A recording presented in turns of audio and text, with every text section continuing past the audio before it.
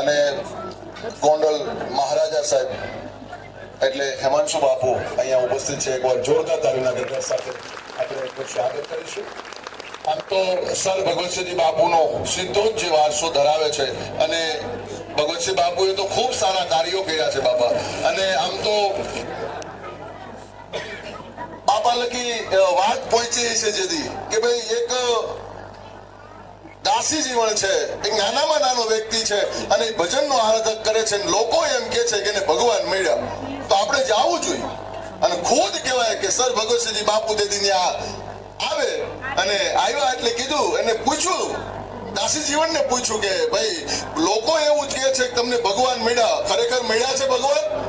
ત્યારે દાસી જીવને એટલું કીધું કે ભગવાન મળ્યા હોય કે ન મળ્યા હોય એ મને ખબર નથી, પણ ખુદ મહારાજા ઝૂંપડાને એક મારા આંગણે આવે એટલે ભગવાન મને મળ્યા જ હોય, નકર આ બને નહીં. એમ આપણા ગામના કઈ કેવા અહો ભાગ્ય છે કે આપણને ભગવાન રાજેન્દ્ર સરકાર રામ કઈ રીતે મળ્યા. તો હું તો એટલું કહું કે બાપા ખુદ મહારાજા અહીંયા ઉપસ્થિત થાય તો આપણા ગામને પણ રાજેન્દ્ર સરકાર અને કાર્યો ઠાકર મળ્યો જોઈએ, નકર આ વસ્તુ શક્ય નથી. એટલે બાપાનો મારા પ્રત્યેનો ભાવ છે, એવો લગાવ છે, એટલે એ લગાવ કાયમ માટે રહે.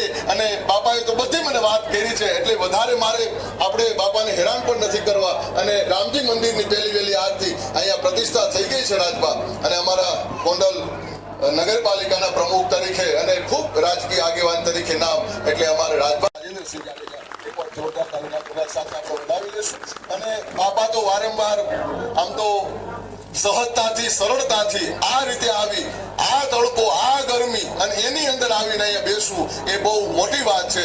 કારણ કે આમ તો વિદેશોની અંદર ને ત્યાં જ હોય વધારે, પણ બાપાનો જે મારા પ્રત્યેનો ભાવ છે, પ્રેમ છે, આ લાગણી કાયમ માટે બાપા રે એવી હું રાજેન્દ્ર સરકાર પાસે હું પ્રાર્થના કરું. અને મારા કામ છે એ પણ મને એવો આશીર્વાદ આપે કે આ જે સંબંધના ધ્રોબા છે અને સંબંધ જે બંધાણા છે એ સંબંધને કોઈની નજર ન લાગી જાય સાહેબ, એવી હું પ્રાર્થના પણ કરું છું. અને મારા દાદાની એક તો આમ તો કલ્પના હતી બાબા, કલ્પના એવી હતી કે જશોદા સ્વરૂપે એ જાય અને જોવે છે એટલે કૃષ્ણને હવારના પોરમાં માં છે જશોદા છે જગાડે છે. આ દ્રશ્ય મારા દાદા જોવે છે. કલ્પના તરીકે કવિની કલ્પના કેવી હોય એની વાત કરવી છે. એટલે બરાબર જોવે છે એટલે માં છે એ કનૈયાને જગાડ્યો છે. કનૈયાને જગાડ્યા પછી એને મોરપીસ પહેરાવ્યું છે, મુંગટ પહેરાવ્યો છે, પિતાંબર પહેરાવ્યું છે. પછી માં જશોદાએ કહેવાય કાળી ઢીલી કરી અને કનૈયાના કાલ પાછળ કાળી ઢીલી કરી, કાળી ઢીલી કરીને એટલે દાદાએ માં જશોદાને પ્રશ્ન કર્યો કે માં આ મુંગટ પહેરાવ્યો એ બરાબર છે, મોરપીસ લગાવ્યું એ પણ બરાબર છે, પિતાંબર પહેરાવ્યા એ પણ બરાબર છે, પણ માં આ કનૈયાને કાળી ઢીલી હું કામે કરી? અને તેથી માં જશોદાએ એટલું કીધું મારા લાલને મારા કૃષ્ણને કનૈયાને કોઈની નજરો ન લાગી જાય ને એટલે કાળી ઢીલી કરી. અને તેથી કવિ ભાવે મારા દાદાએ એટલું કીધું કે માં આને કોઈની નજરો ન લાગે પણ આની નજરો કેટલાય લાગે. આ કૃષ્ણને ધારા માધવને કોઈની નજર ન લાગે, આ કનૈયાની નજર અમારા શેર સગાર સાને લાગી ગઈ, આ માધવની નજર અમારા વીરપુરમાં જલારામને લાગી ગઈ, આ માધવની નજર અમારા દાસી જીવન સાહેબને લાગી ગઈ. આની નજરો જેને જેને લાગી ને એ હજી ઊભા નથી થઈ ગયા. અરે આની નજર અમારા જુનાગઢના નરસિંહ મહેતાને લાગી ગઈ સાહેબ કે 52 વખત પરમાત્માને ત્યાં આવવું પડે.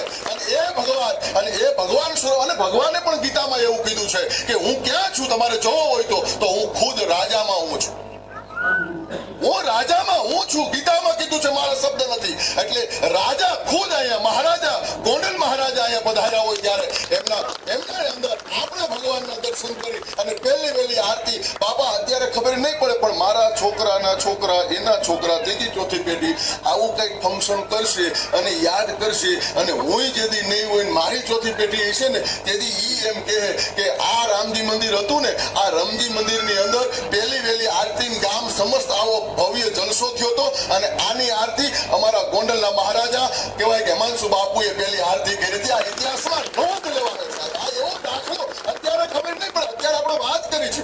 કાંજી બાપા આવતા નારાયણ સ્વામી ખુદ રાજભા અહીંયા કાર્યક્રમો કરી ગયા છે. અને આમ તો એટલી વાતો કરું કોણ આ ગામમાં બાબા બીજું કાંઈ નથી અમારી પાસે. અને હું કાલ પણ કહેતો હતો અહીંયા વ્યવસ્થા નામે કાંઈ નથી. ગામડું છે અમારું, નાનું એવું ગામ છે, અમારી પાસે નકરો વેકરો જ છે. અહીંયા તમને વ્યવસ્થામાં કાંઈ નથી પણ અમારો હૃદયનો ભાવ બહુ છે સાહેબ.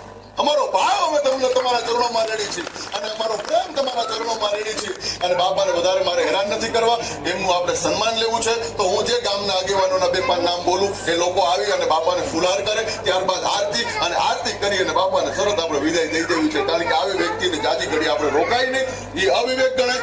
વિવેકની હારો હાર મારે હાલવું છે. ત્યારે બાપાના ચરણોમાં વંદન સાથે અહીંયા હું વિનંતી કરું કે ભાવેશભાઈ રફાડિયાને કે તેઓ અહીંયા આવી અને દરબાર સાહેબ તેમજ અહીંયા અમારે રતિભાઈ દુદાભાઈ કાથરોટિયા પણ ઉપસ્થિત છે. હું એને પણ વિનંતી કરું કે તેઓ અહીંયા આવે અને ફૂલહારથી સન્માન કરે. તેમજ અમારે મોહિતભાઈ છૈયા ખૂબ મહેનત કરી છે ભાઈ, મનુ સાહેબે મને કીધું, એટલે એમને પણ વિનંતી કરું એ પણ આવી જાય અને બાપાને ફૂલનો હાર પહેરાવી અને સન્માન કરે. તેમજ દયાળભાઈ ગોબરભાઈ કાથરોટિયા અમારે દયાળજીભાઈ અહીંયા છે, ખૂબ મહેનત કરે છે, એમને પણ વિનંતી કરું કે એ પણ ફૂલનો હાર પહેરાવી અને બાપાનું સન્માન કરે. તેમજ રાજુભાઈ ગોબરભાઈ ને પણ વિનંતી કરું કે તેઓ પણ અહીંયા આવે અને સન્માન કરે. આ બધા જ મિત્રો જ્યારે સન્માન કરે છે ત્યારે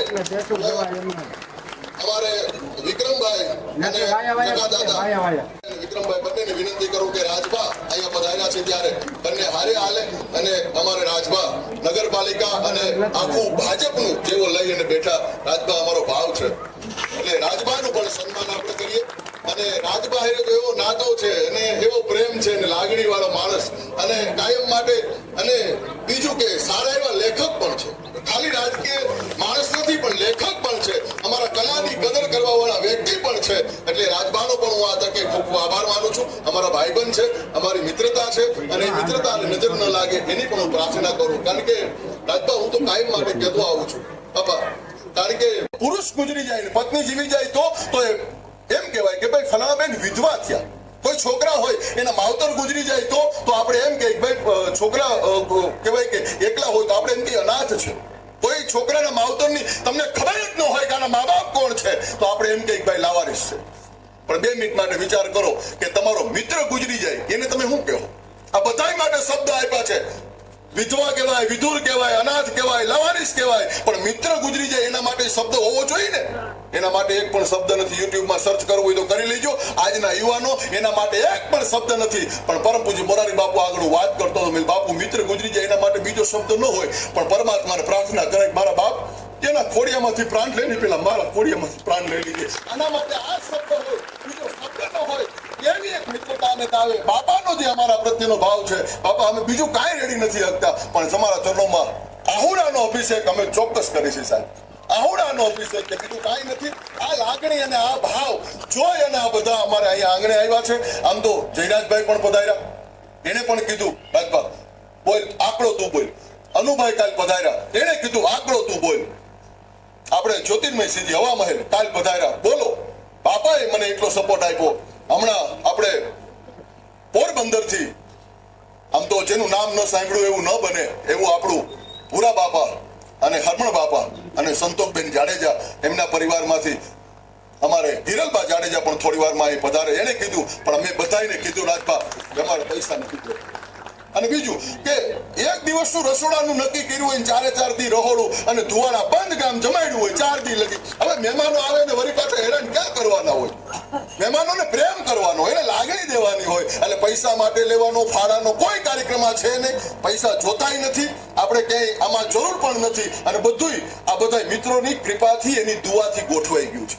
એમને નથી ગોઠવાતું. આવા મિત્રોનો જે આશીર્વાદ છે ને, અમે એક વાત કરી હતી, કોઈ માણસ અહીંયા પ્રસંગ હોય ને ખંભે હાથ મૂકીને એટલું કહ્યું ને મૂંઝાતો નહીં બેઠા છે એની માગવા ન જવું પડે, એના પડકારથી જીવી જવાય. એમ આ બધા મિત્રોએ ખાલી પડકારો આપ્યો ને એમાં અમારો પ્રસંગ ઊંડો થઈ ગયો છે. આ મિત્રોનો પડકારો આપ્યો અને આવો ને આવો પડકારો કાયમ માટે અમને આપતા રહ્યો એવી પ્રાર્થના સાથે વિશેષ કોઈ વાત ન કરતા બાપાને આપણે લઈ અને રામજી મંદિરની પહેલી વહેલી આરતી રાજભાને બધાને વિનંતી કરું કે આરતી કરે અને ત્યારબાદ હું બાપાને આપણે વિદાય આપી અને પછી આપણો કાર્યક્રમનો દોર છે એ થોડી ક્ષણોની અંદર હમણાં થોડી જ વારમાં હિરલબા પણ અહીં બેસાણ વટી ગયા છે, એ પણ પધારે છે, પણ એ પહેલા આપણે આરતી કરી અને એમને પણ હું સન્માનિત કરી અને આપણે અહીંયા લઈ આવીશું. થોડી વાર બધા હજી બેસવાનું છે અને હજી સમય ઘણો બધો છે આપણી પાસે, એટલે આ જ રીતે ભાવથી બધા જોડાયેલા છે એ બહુ મહત્વનું છે. હું બાપાને વિનંતી કરું મહારાજ સાહેબને, મનસુ બાપુને કે પધારે અને પહેલી વહેલી આરતી કરે.